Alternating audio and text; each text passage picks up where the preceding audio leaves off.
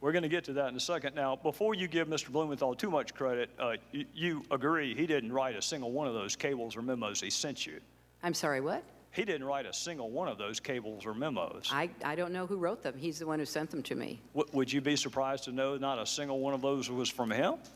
I don't know where he got the information that he was sending to me. Did you ask? You're sending me very specific, detailed intelligence. What is your source? That seems to me like a pretty good question. I did learn later that he was talking to or sharing information from former American intelligence officials. By the name of?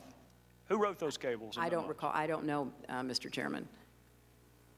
You had his information passed on to others, but at least on one occasion you asked Ms. Abedine, can you print without any identifiers? Why would you want his name removed?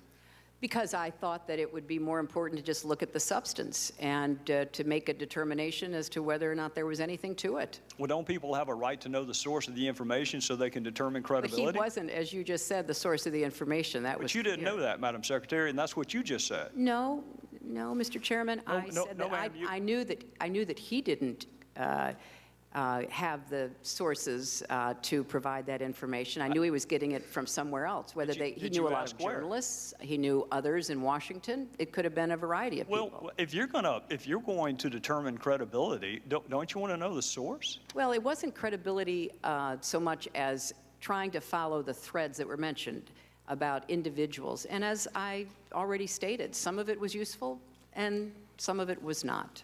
Well, did the President know that Mr. Blumenthal was advising you? He wasn't advising me. And, Did he know that he was your most prolific emailer that we have found on the subjects of Libya and Benghazi? That's because I didn't do most of my work That's about fair. Libya on I'm email. not challenging that, Madam Secretary. I am not challenging that. All I'm